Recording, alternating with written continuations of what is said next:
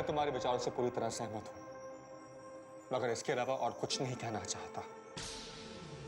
अगर तुम्हें ठीक लगे तो रूपनगर की चारों ओर दिए जलाकर रोशनी कर देना, अन्यथा मेरा रूपनगर और रूपनगर के वासियों से कोई वास्ता नहीं। गुरुदेव, आपकी प्राण प्रिया का कक्ष इस कक्ष से विपरीत दिशा में। इस समय राजकुमारी चंद्रमुखी महल के उत्तरी दिशा में विश्राम कर रही है और हम दक्षिणी दिशा में। सुंदर, अति सुंदर। आप साक्षात यमराज के सगे भाई लगते हैं महामहिम, साक्षात। आप देखिएगा, जब वो पशुराज आपके सामने आएगा ना, तो कैसे दुम दबाकर भाग जाएगा।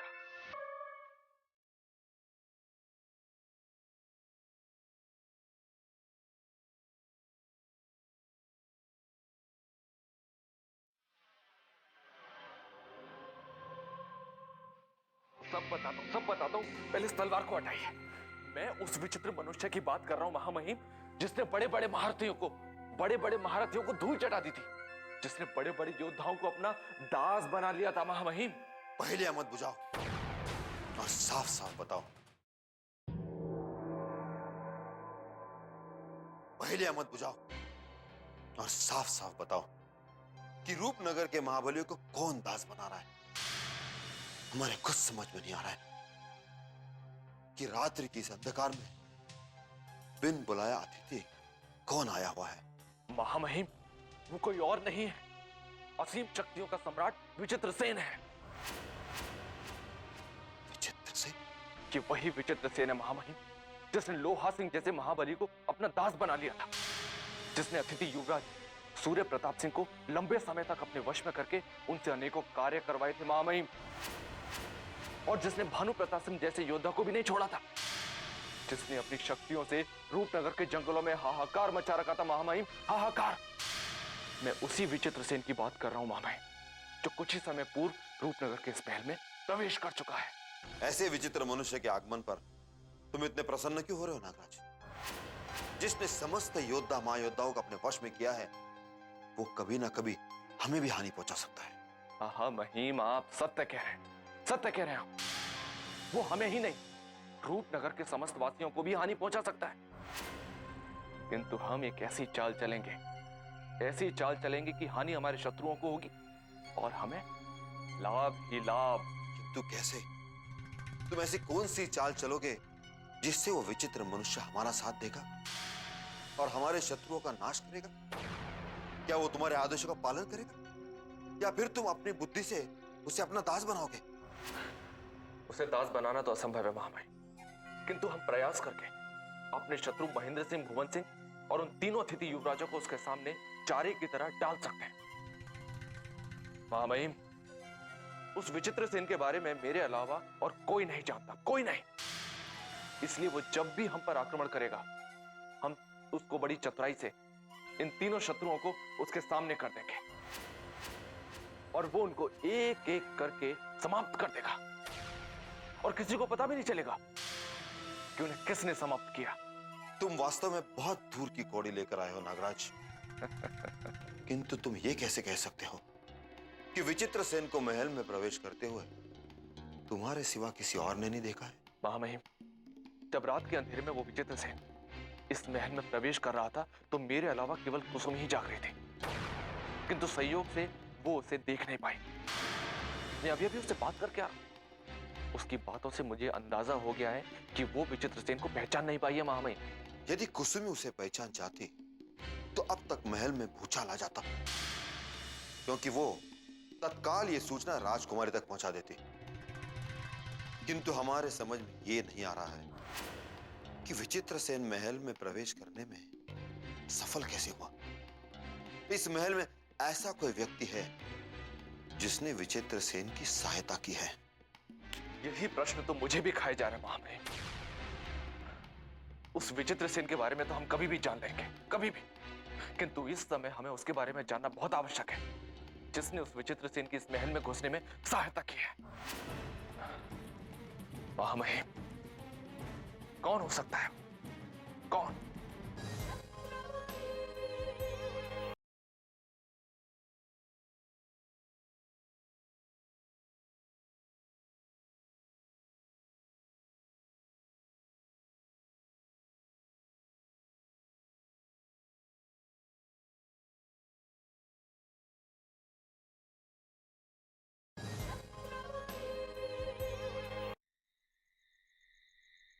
प्रणाम।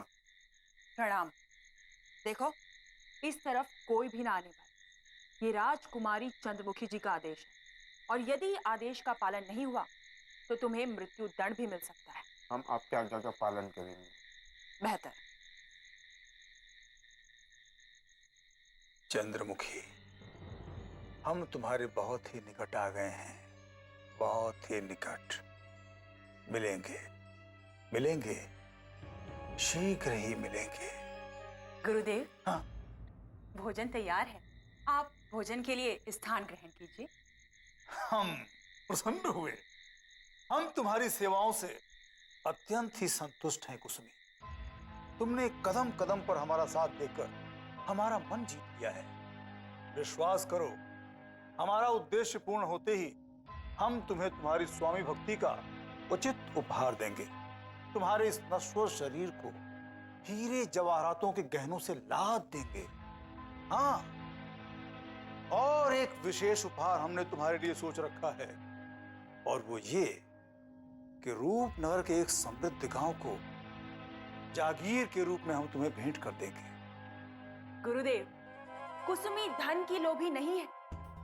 बस आपका कार्य संपूर्ण हो जाए तो हमें संसार के सारे सुख अपने आप ही मिल जाएंगे। किंतु गुरुदेव, आप जब से यहाँ पधारे हैं, हमारे मन में एक प्रश्न रह रहकर उमड़ रहा है। अगर आपकी आज्ञा हो तो क्या हम आपसे वो प्रश्न पूछ सकते हैं? प्रश्न? कैसा प्रश्न? पूछो। यदि हमें तुम्हारा प्रश्न उत्तर देने योग्य लगा तो हम अवश्य ही तुम्हारे प्रश्न का उत्तर देंगे। अब बताओ, क्या प्रश्न है? गुरुदेव, मैं अभी तक ये नहीं समझ पाई हूँ कि आपके इस महल में आने का कारण क्या है। बस यही वो प्रश्न है जिसका उत्तर मैं अभी तक नहीं खोज पाई हूँ।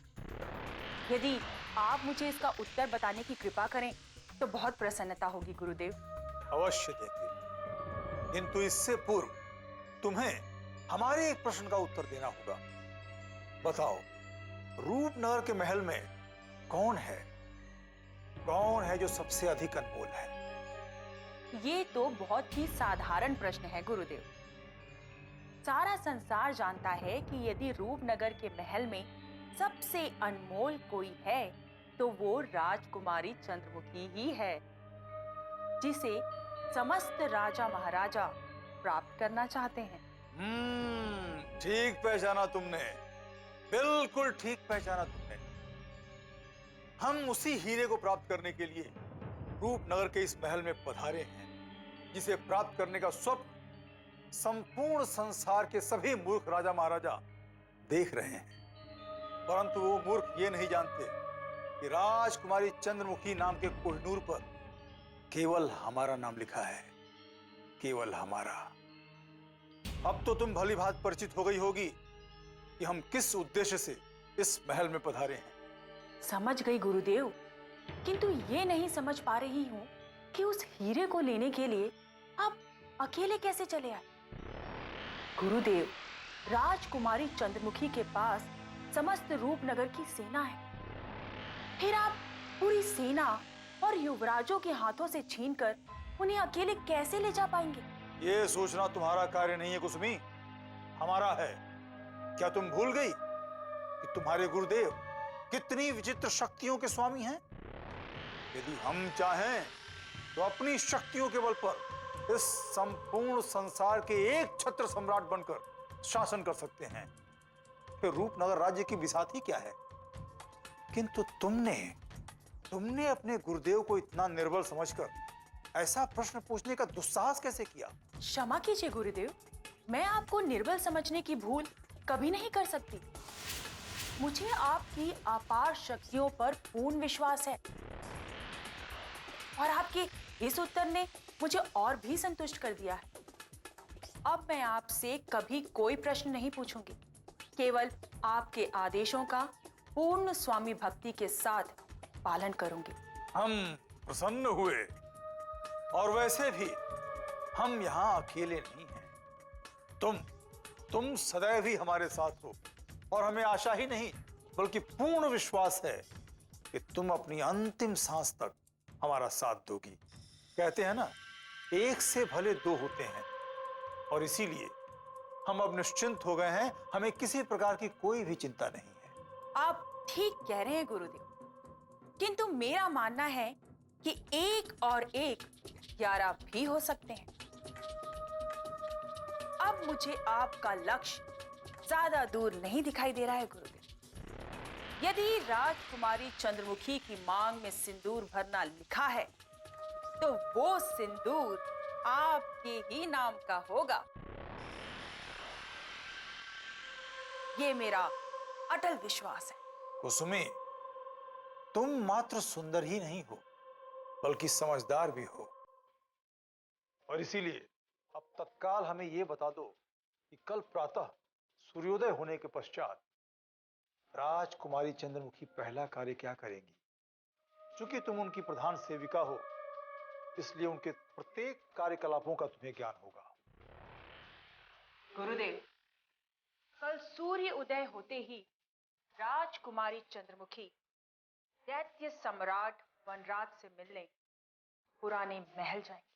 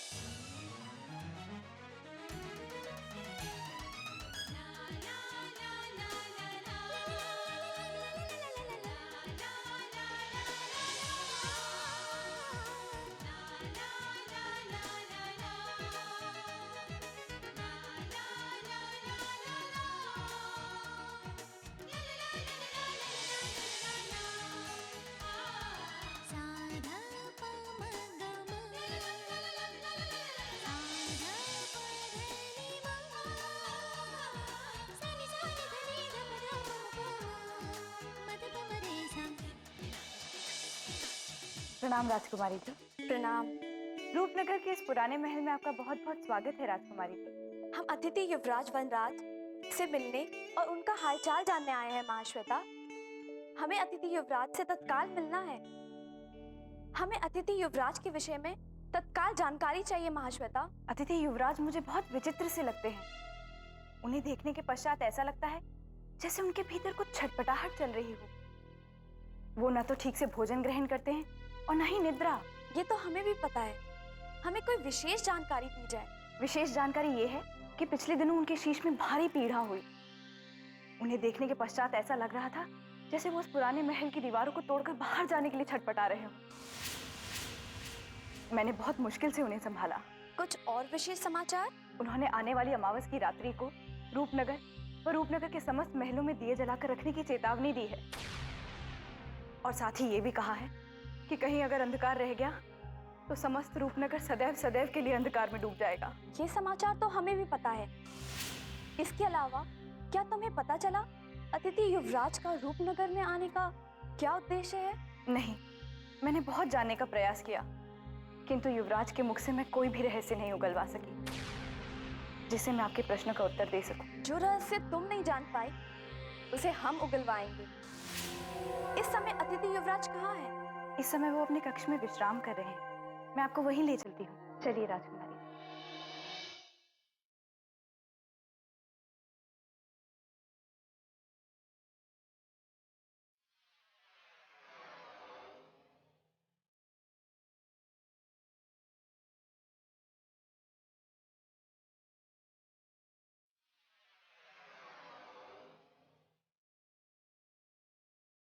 युवराज, आइए। युवराज, एक क्षण प्रतीक्षा कीजिए, उधर होंगे। युवराज,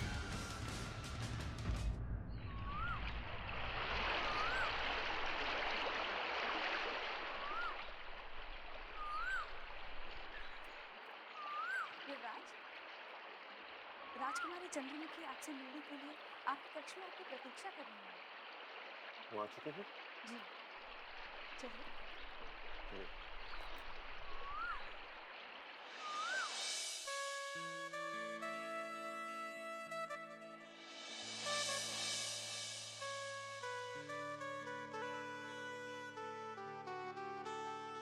राजकुमारी जी,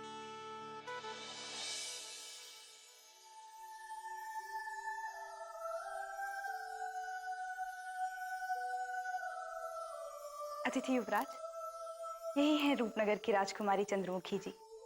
आपसे भेंट करने आई हैं। जैसे सुना था, आप उससे भी अधिक सुंदर है राजकुमारी। हम आपका स्वागत है। स्वागत तो हम आपका करने आए हैं अतिथि युवराज। राजकार्य में अति व्यस्त होने के कारण हम थोड़ा विलंब हो गए, अन्यथा हम आपसे पहले ही भेंट कर लेते युवराज। इसके लिए हम आपसे क्षमा चाहते हैं युवराज। क्षमा मांग कर लज्जित मत कीजिए राजकुमारी। आप जैसी महान राजकुमारी का व्यस्त होना कोई बड़ी बात नहीं है। हमें आपसे मिलकर बहुत प्रसन्नता हुई। अब हमारा लक्ष्य बहुत समीप दिखाई दे रहा है, क्योंकि ये कठिन और लंबी यात्रा के पश्चात हम आपसे मिलने में सफल हो गए। अतिथि युवराज का लक्ष्य क्या है, आज ये जानने का अवसर मिल गया है। देखते हैं ये क्या प्राप्त करने आए हैं। आप क्या सोच रहे हैं राजकुमारी? क्या हम जान सकते हैं? हम आपके लक्ष्य के बारे में सोच रहे थे युवराज। यदि आपत्ति ना हो तो आप अपने लक्ष्य के बारे में बताने का कष्ट करेंगे। हम भी आपके लक्ष्य प्राप्ति में योगदान देना चाहते हैं युवराज। हमें बहुत प्रसन्नता होगी। हमारा लक्ष्य तो केवल आपसे भेंट करना था और ये जानना था कि समस्त संसार में जो आपके रूप की चर्चा चल रही है, क्या वो सत्य है या मिथ्या। और आज हमने देख लिया है, समस्त संसार में आपसे सुंदर कोई और नहीं। बस ये अभिलाषा में यहां तक ले आई और आज हमारी अभिलाषा और लक्ष्य दोनों पूर्ण हो गए। ये पशुराज कहीं अपना कोई लक्ष्य छुपाकर हमें भ्रमित तो नहीं करना चाहता है? हो सकता है कि सत्य कह रहा हो। ये जान के हमें बहुत प्रसन्नता हुई है कि आपने हमारे रूप को बहुत सराहा है, किंतु हम चाहते हैं कि आप रूपनगर की अतिथि बनकर अधिक से अधिक दिन यहाँ पर विश्राम करें। वैसे सुना है कि आप अलकापुरी नरेश के पुत्र हैं, क्या ये सत्य है? हाँ राजकुमारी, हम अलकापुरी नरेश के छोटे पुत्र हैं। हमारे बड़े भाई भानु प्रताप सिंह हैं। सुनने में आया कि वो भी रूपनगर पधार चुके हैं। क्या यह सत्य है अथवा हमें भ्रमित किया जा रहा है? ये सत्य है युवराज। हम यही समाचार देने के लिए तो यहाँ पर पधारे हैं। लगता है आपके भाई भानु प्रताप सिंह आप ही को खोजते खोजते यहाँ पर पहुंचे हैं। हमें भी ऐसी प्रतीत होता है। हम उनसे शीघ्र मिलना चाहते हैं। क्या आप हमें उनसे मिलवा सकती हैं? हम आपका ये उपकार जीवन भर नहीं भूलेंगे। इसमें उपकार की कोई बात नहीं है, ये तो हमारा कर्तव्य है युवराज। किंतु ये कार्य करना तत्काल संभव नहीं है। इसके लिए आपको थोड़ी प्रतीक्षा करनी पड़ेगी। हम शीघ्र ही आपके प्रिय भाई से आपकी भेंट कराएंगे। यदि किसी भी वस्तु की आवश्यकता हो तो आप महाश्वेता को आदेश दे देना। अब हम चलते हैं। प्रणाम। प्रणाम।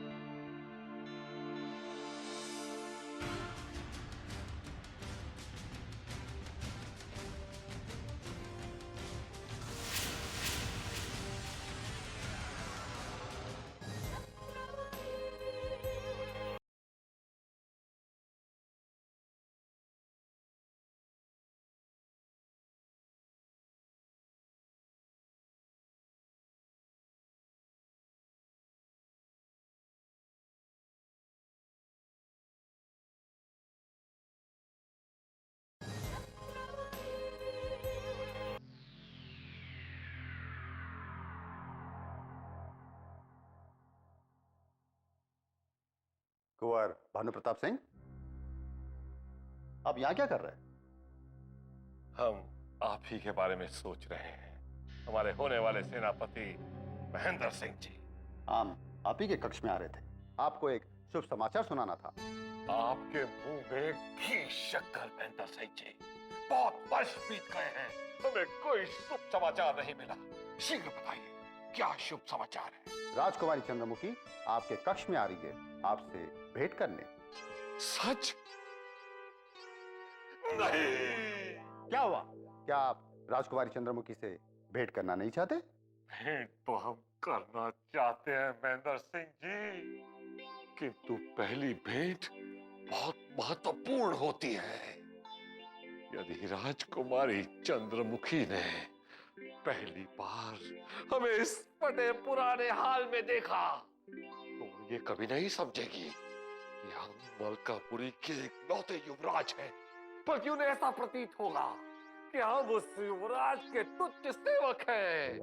यदि हम मलकापुरी में होते तो हम अपने सबसे अच्छे वस्त्र, जिन पे हीरे जवाहरात जड़े होते, उन्हें पहनकर राजकुमारी चंद्रमुखी का स्वागत करते।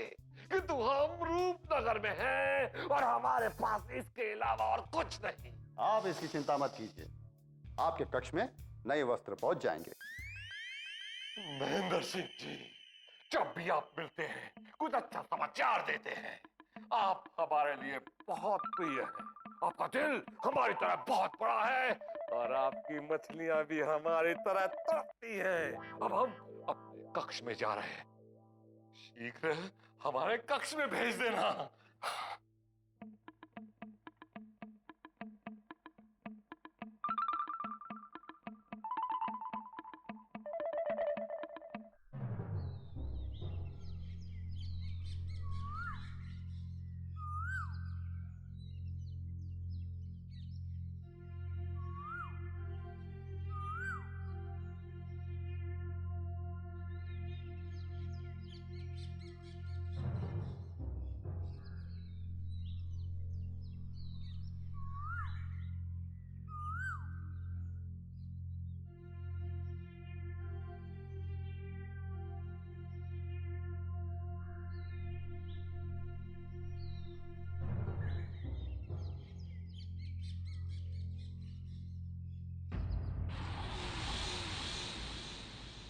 मंत्रा, प्रणाम हुजूर। प्रसन्न रहो। मंत्रा, ऐसा क्या कार्य आ गया जो तुमने हमें यहां बुला लिया? हम महल के सारे कार्य छोड़कर तुमसे यहां भेंट करने आए हैं। बात ही कुछ ऐसी है हुजूर, जिसे मैं महल की दीवारों के सामने नहीं बता सकती थी। आज मैं आपको ऐसी सूचना देने वाली हूँ जिसे सुनकर आपके पैरों के नीचे से धरती खिसक जाएगी। पैरों तले धरती खिसक जाएगी? शीघ्र बताओ मंद्रा, क्या सूचना लाई हो? लगता है हम पर कोई नया संकट आ गया है। महल में भी हम पर दृष्टि रखी जा रही है। अब ऐसा ना हो कि जंगल के मार्ग भी हमारे लिए बंद हो जाए। मेरे होते हुए आप इतनी चिंता मत कीजिए माँ भाई। पहले हमें यह तो पता चल जाए कि मंद्रा सूचना क्या लाई। बताओ मंद्रा, क्या सूचना? जिस महिला को राजकुमारी चंद्रमुखी अपनी सबसे भरोसेमंद सेविका समझ रही है, वो सेविका राजकुमारी चंद्रमुखी की सबसे बड़ी शत्रु है महामहिम। कुसुमी राजकुमारी चंद्रमुखी के साथ विश्वासघात कर रही है हुजूर। ये तुम क्या कह रही हो मंद्रा? कुसुमी कभी राजकुमारी चंद्रमुखी के साथ विश्वासघात नहीं कर सकती। अवश्य तुमसे कोई भूल हो रही है। यही तो मैं भी कहना चाहता हूँ महामहिम। जो कुसुमी सदा राजकुमारी चंद्रमुखी के लिए अपने प्राण देने की बात करती रहती है, वो उनके साथ विश्वासघात कैसे कर सकती है? कुसुमी जैसी दिखती है वो वैसी नहीं है हुजूर। आप मेरी बात का विश्वास कीजिए। कुसुमी ने उसी थाली में छिद्र किया है जो थाली उसका पेट भरती है। मंद्रा, हमें साफ साफ बताओ कि हुआ क्या है। राजकुमारी चंद्रमुखी की सबसे भरोसेमंद सेविका कुसुमी के विश्वासघात की कहानी सुनने के लिए हम उतावले हुए जा रहे हैं। यदि तुमने हमें शीघ्र बता दिया ना, तो हम तुम्हें उचित उपहार देंगे। मुझे किसी उपहार का लालच नहीं है हुजूर। मुझे तो केवल अपना कर्तव्य करने से ही आनंद आता है। सूचना यह है कि अब कुसुमी जैसी तुच्छ दासी ने भी विचित्र सेन जैसे जादूगर के साथ हाथ मिला लिया है, जो कल रात रूपनगर के महल में प्रवेश कर चुका है। क्या जादूगर विचित्र सेन कुसुमी की सहायता से महल में प्रवेश कर चुका है? क्या यही कहना चाहती हो तुम? मैंने यही सूचना देने के लिए आपको यहाँ बुलाने का कष्ट दिया है। यदि कुसुमी सहायता नहीं करती तो विचित्र सेन इतनी आसानी से रूपनगर के महल में प्रवेश नहीं कर सकता था। तुम इतने विश्वास के साथ कैसे कह सकती हो कि कुसुमी ने विचित्र सेन को महल में प्रवेश करवाया है? भला एक तुच्छ दासी इतना बड़ा कार्य कैसे कर सकती है? कहीं तुम्हारी दृष्टि में कोई भ्रम तो नहीं हो मंदरा? नहीं हुजूर, मंदरा को कभी दृष्टि भ्रम हो ही नहीं सकता।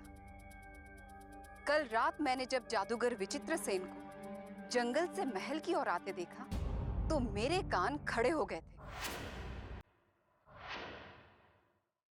और मैंने जब उसका पीछा किया तो वो अंधकार में डूबे महल के नीचे आकर खड़ा हो गया, और कुछ ही देर में महल के किसी खिड़की से कुसुमी ने उसे एक रस्सी लटका दी, और वो उसी रस्सी के सहारे चढ़कर महल के अंदर प्रवेश कर गया। और ये मैंने अपनी आंखों से साफ साफ देखा है। महामहिम, यदि यह सत्य है तो हमारी समस्या भी सुलझ गई। रात्रि के अंधकार में जादूगर विचित्रसेन को महल में प्रवेश कराने वाली वो महिला कुसुमी है, इसलिए वो मुझे अंधकार में देखकर घबरा गई थी। मैंने तो कभी स्वप्न में भी नहीं सोचा था कि सूरज से इतनी भोली दिखने वाली वो चुड़ैल इतनी चतुर निकलेगी। जादूगर विचित्रसेन का साथ देकर उसने राजकुमारी चंद्रमुखी के साथ बहुत बड़ा धोखा किया महामहिम। मैं उसे क्षमा नहीं करूंगा, कभी नहीं। नागराज, ये समय कुसुमी को कोसने का नहीं है। हमें ये देखना है कि वो विचित्रसेन महल में किस उद्देश्य से आया है।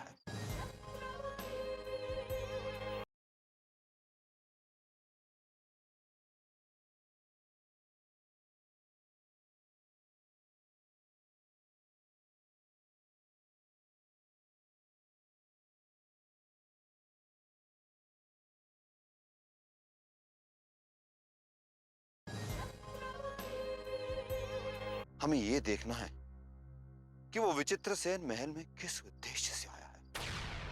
इसका पता शीघ्र चल जाएगा महामहिम। वैसे मंदरा ने सही समय पर यह सूचना देकर मेरा मन जीत लिया है।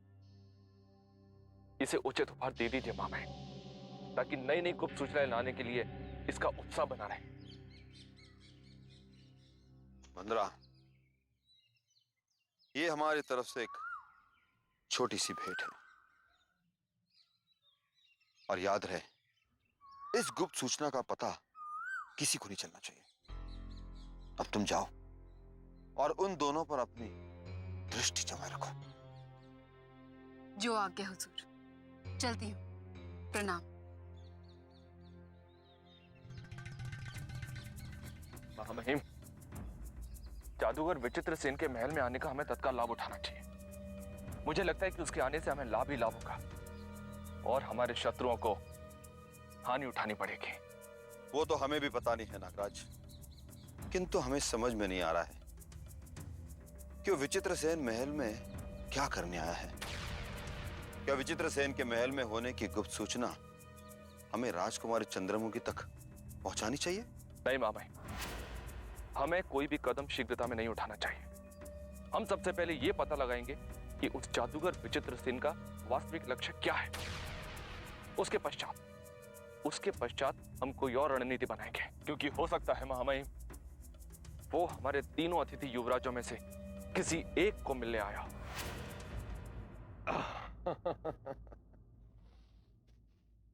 देखा, लग रहे हैं नाम सुंदर, तुमसे भी सुंदर इस रूपनगर के होने वाले महाराज। बस एक बार चंद्रमुखी की दृष्टि हम पर पड़ जाए, हमारा मुख देखते ही वो हमसे विवाह करने के लिए उतावली हो जाएगी। प्रणाम युवराज। आओ आओ महेंद्र सिंह जी, राजकुमारी चंद्रमुखी आ रही है ना? हाँ? ये कौन है?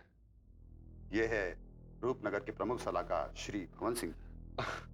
प्रणाम। प्रणाम। किंतु महेंद्र सिंह जी, आपने तो कहा था कि हमसे मिलने स्वयं राजकुमारी चंद्रमुखी जी आ रही, फिर ये क्यों? भानु प्रताप जी, राजकुमारी जी अभी अभी कहीं से वापस लौटी हैं, इसलिए वो विश्राम कर रही हैं। इसके पश्चात वो आपसे अवश्य भेंट करेंगी। ओह, और प्रतीक्षा, हमने तो सोचा था कि राजकुमारी चंद्रमुखी को देखते ही हम उनसे विवाह कर लेंगे और उन्हें अपने राज्य अलकापुरी शीघ्र ले जाएंगे। राजकुमारी से विवाह करने के लिए तो संसार के समस्त युवराज पल के बिछाए बैठे थे, जिनमें से तो 2 युवराज रूपनगर महल में पहुंच भी गए। हाँ? क्या वो युवराज यहाँ बैठे हैं? कौन है वो? शीघ्र बताइए। इस राजमहल में कहाँ छिप के बैठे हैं वो दोनों? एक युवराज तो इसी महल में विश्राम कर रहे हैं, जिसका नाम है सूर्य प्रताप सिंह, जिससे आपकी भेंट हो चुकी है। दूसरा अभी तो और कोई नहीं, आपका छोटा भाई वनराज, जिसे हमने दूसरे महल में ठहराया है। नाम मत लीजिए हमारे उस सौतेले भाई वनराज का। जब से उसने धरती पर जन्म लिया है, अलकापुरी ही नहीं, समस्त संसार में अब शगुन पे अब शगुन होते जा रहा है।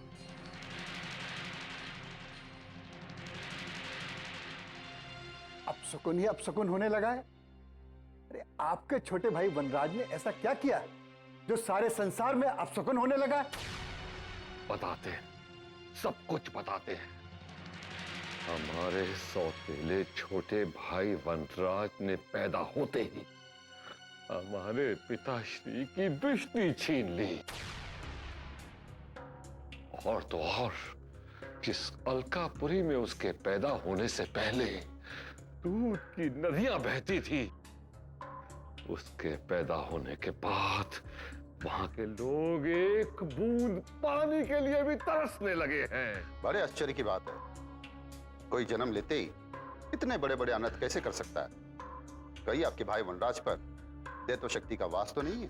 उस पापी पर दैत्य शक्तियों की छाया है।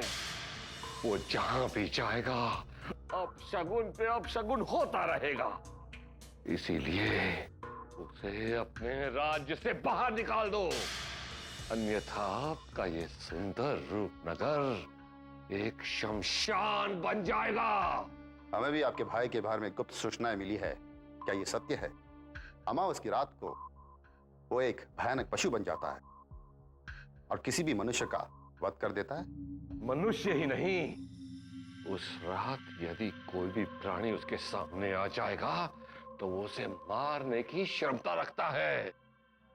यदि 10 हाथी भी उसके सामने आ जाएं तो वो उन्हें भी समाप्त कर देगा। इसीलिए उसे देश निकाला देना पड़ा। देश निकालने का दंड दिया? वनराज जी को देश निकालने का दंड किसने दिया? ये बात हमारी समझ में नहीं आई।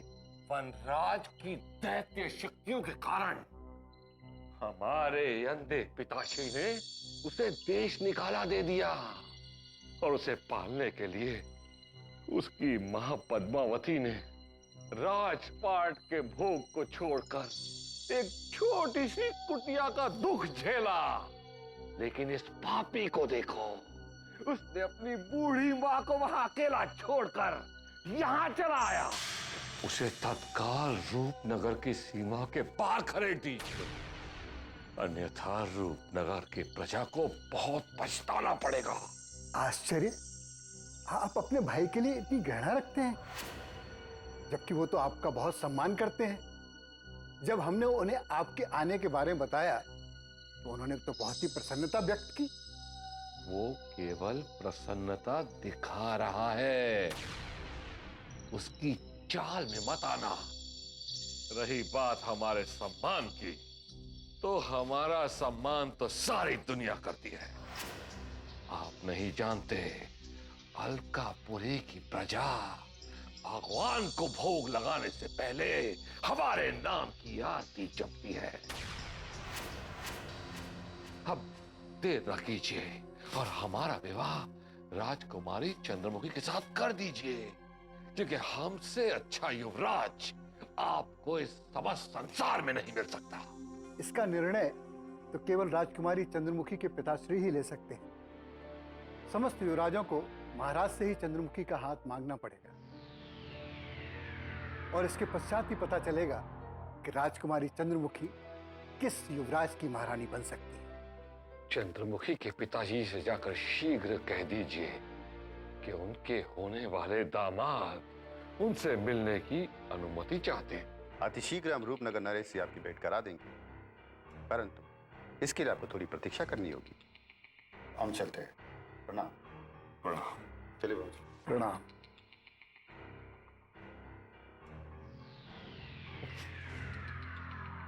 पता नहीं ये बूढ़े बूढ़े राजा मरते क्यों नहीं हैं?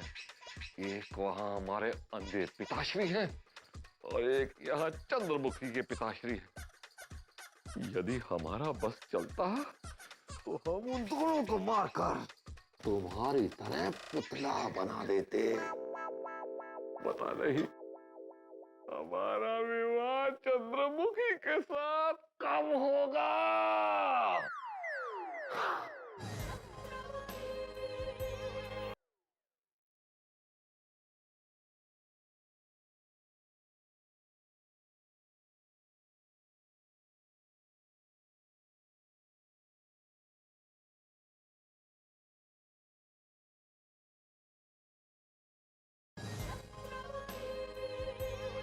महाश्वेता, महाश्वेता, महाश्वेता, महाश्वेता, महाश्वेता। क्या हुआ युवराज? किसी वस्तु की आवश्यकता है? नहीं, मुझे कुछ नहीं चाहिए। मुझे केवल इतना बता दो कि अमावस की रात्रि कब आरंभ होने वाली है। अमावस की रात आने में भी बहुत समय बाकी है युवराज। ये बात मैं आपको पहले भी बता चुकी हूँ। अमावस की रात आने में अभी 24 घंटे हैं। 24 घंटे बाकी हैं? इसका मतलब यह हुआ कि 24 घंटे बीतने के पश्चात रूपनगर पे कोई संकट आने वाला है। अतिथि युवराज, ऐसा क्या है उस अमावस की रात में? क्या आप उस रात का नाम सुनकर भी भयभीत हो जाते हैं? ये हमसे ना ही पूछो तो अच्छा है। हमें संसार के किसी भी महाशक्ति से डर नहीं लगता, किंतु अमावस की काली रात हमें भयभीत कर देती है, क्योंकि इस रात हम अपनी चेतना में नहीं रह पाते। इसका तात्पर्य हुआ आप पर किसी अमावस्या की काली रात का प्रकोप है। लगता है अमावस्या की किसी काली रात की छाया पड़ गई है आप पर। ये तो ईश्वर ही जाने, किंतु मैं तो इतना ही जानता हूँ कि अमावस की काली रात मेरे पीछे किसी अभिशाप की तरह पड़ी हुई है। वैसे अमावस की काली रात से पीछे छुड़वाने का हम अनेक प्रयत्न कर चुके हैं, किंतु पता नहीं क्यों ये रात हमारा पीछा ही नहीं छोड़ती। आपके समस्त कष्ट दूर हो जाएंगे युवराज। इस समय आप राजकुमारी चंद्रमुखी जी के राज्य में हैं, जहां आपका कोई कुछ नहीं बिगाड़ सकता। कदाचित आप ये नहीं जानते कि रूपनगर के इस पुराने महल की दीवारों को पार करके जब सूर्य की किरणें यहाँ नहीं आ सकती, तो अमावस की काली रात्रि क्या बिगाड़ सकती है? तुमने अभी किसी अमावस की काली रात का प्रकोप नहीं देखा, इसलिए ऐसे कर रही हो। यदि तुमने वह प्रकोप अपनी नेत्रों से देखा होता तो ऐसा कदापि नहीं कहती। जो रात मुझे अपने वश में नहीं रहने देती, जो रात मेरा अस्तित्व समाप्त कर देती है, उस रात को इतना निर्बल मत समझो, अन्यथा अपने जीवन को नष्ट कर बैठोगी। क्षमा कीजिए युवराज, यदि आपके प्राणों की रक्षा करते करते मेरा जीवन समाप्त भी हो गया तो मुझे अत्यधिक प्रसन्नता हो, क्योंकि रूपनगर में आए हुए किसी भी अतिथि पर अपने प्राणों को न्यौछावर करना यहाँ के लोगों की परंपरा है। मुझे रूपनगर की परंपरा से कुछ लेना देना नहीं, तो भी मैं कह रहा हूँ उसे ध्यान से सुनो। मेरे चारों ओर कहीं भी अंधेरा नहीं होना चाहिए, हर तरफ दिए जलाकर रखो। इस महल के साथ साथ रूपनगर के महल भी दिए जले होने चाहिए, वरना अनर्थ हो जाएगा। आपके समस्त आदेशों का पालन होगा युवराज। आप शांत रहिए, मैं तत्काल ही आपका संदेशा रूपनगर के अधिकारियों तक पहुंचा देती हूँ। यदि तुमने हमारा संदेशा रूपनगर के अधिकारियों तक पहुंचा दिया और उन्होंने उसका पालन कर लिया, तो अमावस की काली रात चाहते भी किसी का कुछ नहीं बिगाड़ पाएगी। अब तुम जाओ और हमें अमावस की रात समाप्त होने के पश्चात ही मिलना। जाओ, हमें अकेला छोड़ दो, जाओ। ये कैसे संभव होगा युवराज? यदि मैं आपको इस महल में अकेला छोड़कर चली गई तो आपकी सेवा में कौन रहेगा? तुम मेरी नहीं, अपने और अपने राज्य की चिंता करो। अगर तुम भूल से भी अमावस की रात्रि को मेरे सामने आ गए तो तुम्हें अनर्थ के सिवाय और कुछ नहीं मिलेगा। अब जाओ और तत्काल जाकर रूपनगर के महल में कह दो कि अमावस की काली रात को कोई मेरे सामने आने का साहस ना करे। आज हम दोनों जंगल में अपनी सेविका मंत्रा से गुप्त सूचना लेकर आए और महल के शत्रुओं के दृष्टि से ही बच गए। ऊपर वाले का धन्यवाद है नागराज कि आज का दिन हमारा अच्छा बीत गया। महामहिम, ईश्वर को तो मैं धन्यवाद तब दूंगा जब हमारे सोचे समस्त कार्य पूर्ण हो जाएंगे। अभी तो हमें बहुत से कार्य पूर्ण करने हैं। और आप ये भूल जाइए कि इस समय हम कहां से और किससे मिलकर आ रहे हैं। आप जानते हैं ना महामहिम, रूपनगर के इस महल के हर दीवार के कान हैं।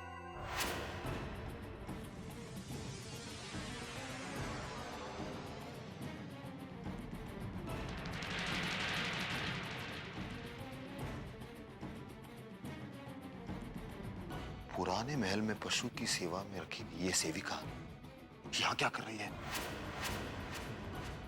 और इतनी घबराई क्यों लग रही है?